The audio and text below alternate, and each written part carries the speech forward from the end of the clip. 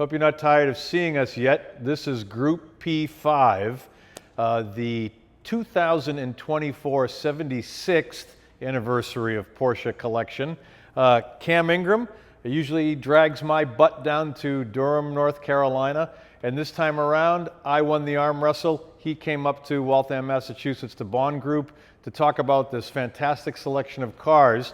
By dumb coincidence, most of them are black, with a gray car thrown in and a ruby red Super 90 GT thrown in the mix as well, just to add some color to the offerings. So, Cameron, you want to take it from here about what's sitting behind us? I'm impressed with what you guys have gathered for our fifth Group P installment. Starting off with the 1988 930 Turbo Cabriolet, which is really one of the striking cars. And I love G-body cars. Love the turbo. Love the 3.3 engine. Made less than 600, 282 horsepower. That one comes nicely optioned with an electric top, tonneau, Reno radio is still in it. Really lovely example, and it is, as Pat Roussel, who works here but refuses to get on camera, says, it's the Gordon Gekko edition, isn't it? It's the ultimate 80s, in-your-face, loud Miami Vice kind of thing. Yeah, but I think understated in the black, the triple black, I think it's sophisticated. I agree. Greed is good, though. Greed is very good. And the other car that is not in the picture, we've got in 1988, another G-bodied car, black with linen coupe, which we'll get the details all about, but a relatively low mileage car. And since those things seem to be of the moment, glad we tracked one down. Yeah, those are great cars to drive. You can actually use those mobiles, and they're just fun to drive. Obviously analog, obviously air-cooled. So many things you can do with a late G-body car, and I love that transmission as well. Would you say up through 89 when those cars were made, or would you include the 964 as the most stout, most robust built 911? Because those things are pretty bulletproof. I would include the 964 as well, but certainly the G-body cars, going all the way up to go to 89, are really have that hand-built quality, so to speak, from Porsche and the production line and the quality they were doing in that era. And that one, the Cabriolet, has relatively few miles on it, which is a nice thing. So every once in a while, that blind squirrel finds a nut, and we end up with these things for sale here. And then to offset the old OG, no pun intended, cars, GT3 from 2018, GT3 Touring, and over my right shoulder, virtually a brand new 2023 GT3 RS. So if you're taking one, which one are you taking? Well, you want to talk about, we know how popular modern GT cars are. These would be the perfect bookend for me. The collection, this would be it.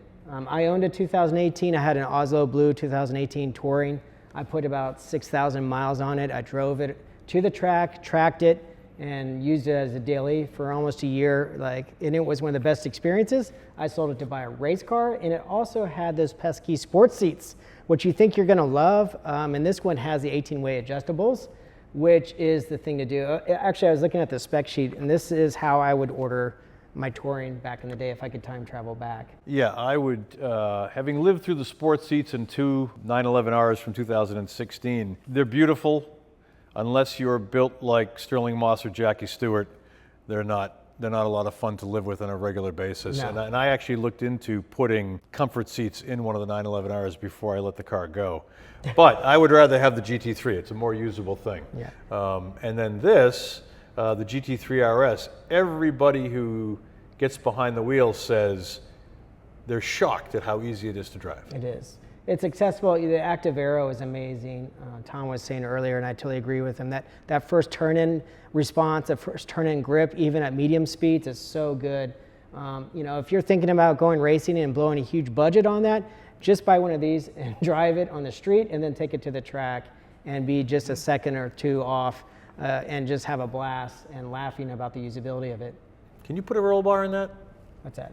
That car. Oh yeah, for sure. Put a roll bar in it, because I don't know why the regs in the US, I mean, this is above my pay grade, The cars I think should have come with roll bars. Yeah.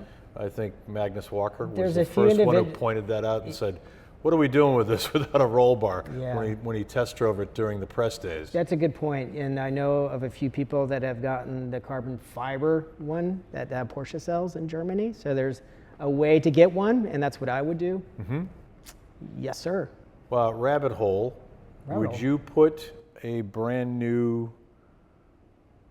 Is it the clutch from the 911 ST that weighs 7 pounds? The kit. Would you put it in the GT3? I wouldn't, only because I drove one of these for a year, and it's such a usable car. Everyone says they're going to go track their GT. I actually did. The one guy who actually did. But these are idiosyncratic, in a positive way. It's a real driver's car, and I agree with your assessment. Like a 911R is a special occasion, great car. The values of them, I think, in the future are going to be crazy. They're kind of in a lull right now, but these are hot for all the reasons we know. They made less than 600 of them. And they're just so quirky and fun to drive. You feel like you're driving an analog car in a way. It reminds me of the 993 RS, although not as small and more powerful, but it kind of, you can definitely get the DNA feel from Porsche on that. Yeah.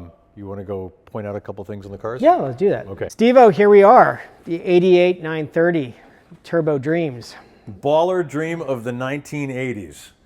Everybody's jumping, like Destiny's Child said. Come on, we're balling in this thing. It is, I mean, thank God. I mean, some of these can go horribly wrong. I think in red, in white, no, it's just not going to work. But if you had to have what is now a classic G-body car, why not go for the turbo cab? I mean, this has got, I don't want to get it wrong, 34,263 miles on it. It's all documented mileage. There's a great Carfax on it. It's a great Carfax. There's no it's a good blips. read. Yeah, no blips in the history. Optioned, power top, tonneau, Reno radio. Raised hub, lockable diff. That's right. Locking diff and the raised hub on the steering wheel. So it's a fairly well-equipped car, and it's triple black. I think also people get lost in the sauce when they get focused on the 89 turbos. The 5-speed, this is really fun to drive. The 4-speed, the 280 plus horsepower actually comes alive when you stay in the torque band of these, and these were called widowmakers for a reason. You can get going pretty fast in these, and that's what's so fun about them. Yeah, I think the fifth gear is a lot of, much ado about nothing. Sure, 5 is bigger than 4. Okay, let's make this one as loud as 11. That's what I get out of that, because I think of like an old RS, the 3-liter cars from the early 70s, there are 4-speeds. Yeah. So if it worked for those cars, it'd work for this car. I think the thing too is the mileage. These cars either have no mileage or they have too much mileage. This is right at that sweet point of, usability, service, all that good stuff. Yeah, use it, put 5,000 miles on it, 7,000 miles on it, 10,000 miles on it. I don't think you're going to hurt the value one bit from what you pay for it today. Mm-hmm. So that's the first of these new collection Group P5 cars. Group P5, yeah. Group P5. We've not had, well, we had Magnus's Turbo, so we had the 77. Oh, that's right. So we've had a 930 on Group P. So this is the second 930, the first turbo cab. Yeah, and honestly, I want either a pre-intercooled car like that, or I want like a late 80s. That's kind of the bookends, if you will. Yeah, stay out of the middle. Stay out of the middle. Stay out of the gray market cars. All right.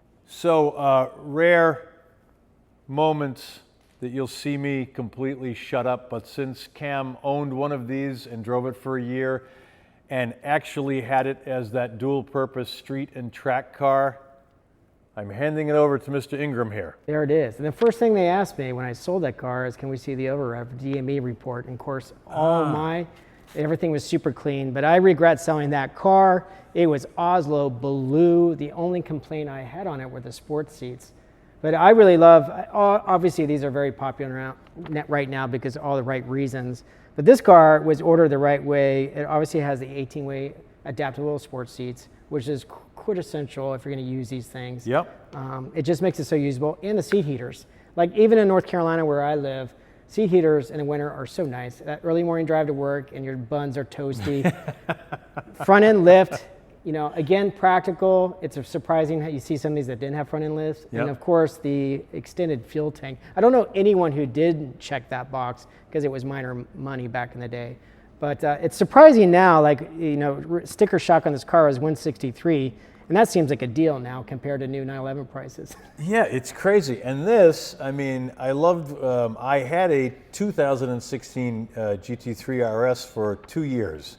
And my only grouse about it, it was PDK. Yeah. And I have a Targa PDK car to commute in. I didn't want the GT3 RS to be PDK. Right. And regret not having ended up with one of these because of the manual box. Yeah. I mean, it makes more sense, way more sense. You know, it's just a more subtle car, and I think in this combination with the manual transmission, much smarter. And for the pure aesthetics for the gentleman who ordered this to go with the blacked out trim and the silver wheels and the full leather with the red stitching, mwah, Yeah, like very, it's very very tastefully classy, done. very tasteful. So this is one of those cars that you drive up and you're always going to be the guy at the party or at a gathering and everyone's going to be like, oh, choice.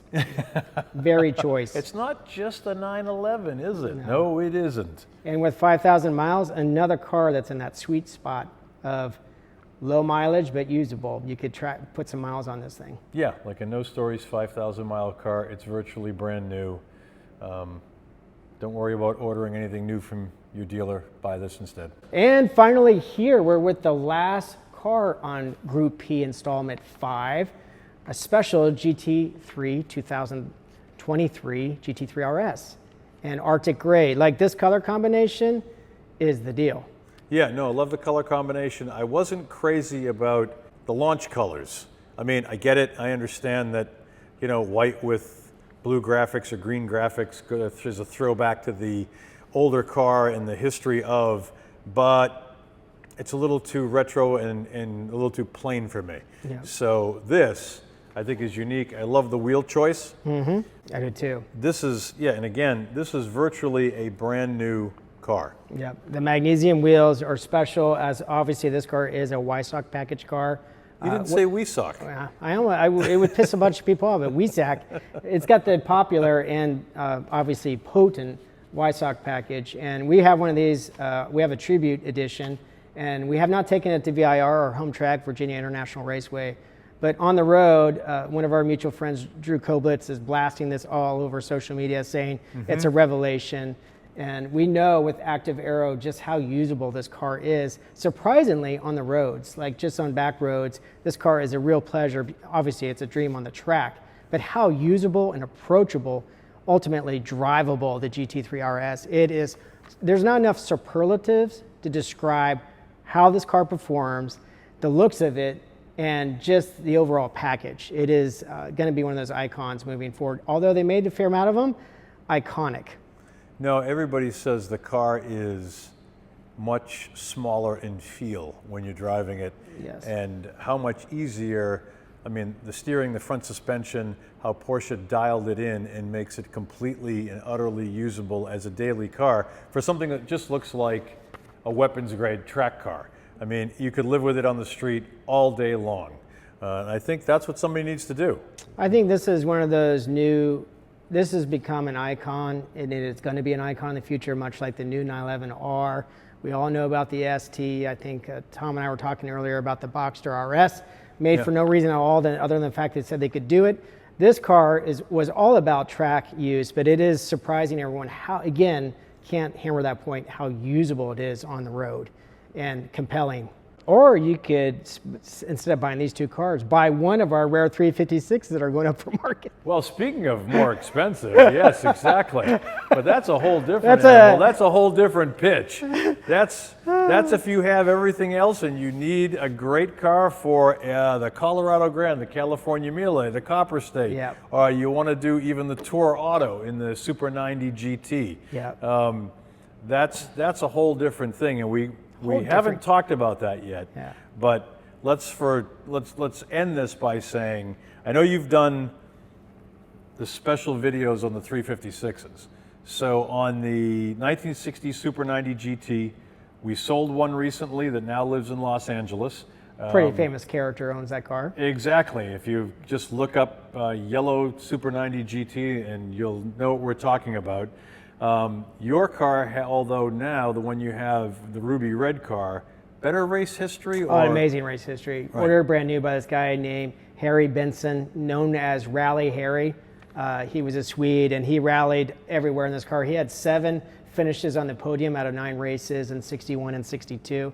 And it has all this great documentation and even the original rally placards from the races.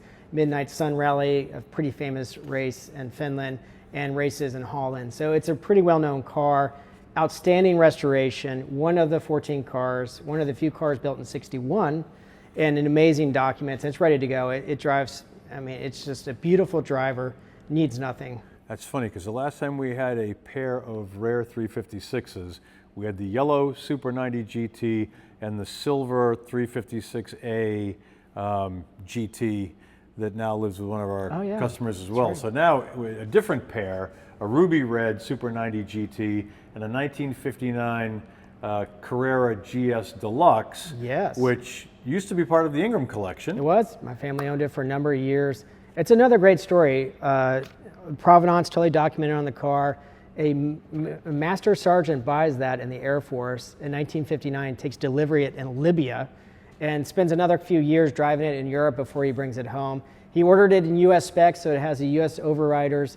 One of the rarest options I've ever seen on a 356, bumper mounted fog lights. So on the overriders, it has these killer fog lights. Right. Of course, the B3 Eschenbacher heater in the engine compartment, gas heater. Side spears. There's the side spears, which you rarely see. Yeah, and they only made 33 of these. These were hyper expensive. So this was the deluxe touring version of the GT. So you got the 4-cam 692/2 engine. So it's the 1600 plain bearing engine, which that means is that you can use this thing. You can drive it at normal traffic. You can sit at a stoplight. It's not going to foul plugs. It's not highly temperamental. No, and it's going to be the closest thing you can get without spending 10x on the engine that belongs in an Abarth. Yes. So you've got really the first generation of that engine, and it's not terribly different than what's in the Abarth. It scoots. I mean, again, that car, it's just the ultimate. They only made 5 of those in black. Out of the 33, they only painted 5 of those in black. So black with a full leather interior. So it was a full GS touring spec. And in the day, it was the equivalent of our 2018. Well, I was going to say, it was the performance of the 4-cam. That car is like the GT3, and the Super 90 GT is more like this. Yes. I mean, so you've got curious historical comparisons here. That car is also a show quality car, though. Yes. That car is done to the nines. When your family owned it, it was Greenwich Concours winner. Yep. So it's something that is a turnkey. Amelia Island winner, Greenwich Concours winner. And the story back in 2004 when that car was shown at Porsche Parade, it finished People's Choice and Judge's Choice. And funny enough, the Porsche family wanted to buy that car, and my father outbid them, so to speak, in the negotiations, and we ended up with it at that time. I didn't so it's know a funny story. This is number 5, Group P for Bring a Trailer. 6-car collection spanning from 1959 through 2023. 6 wildly different cars. This is going to be a fantastic thing. It's just a coincidence that 4 of the cars have a black exterior, but that's the only thing they have in common. You could buy all 6 cars and have 6 different experiences. We really look forward to everybody's comments, bidding, telling us what we know, what we don't know. But this is the 5th time around, and we're really looking forward to it. Happy bidding, everyone. Exactly.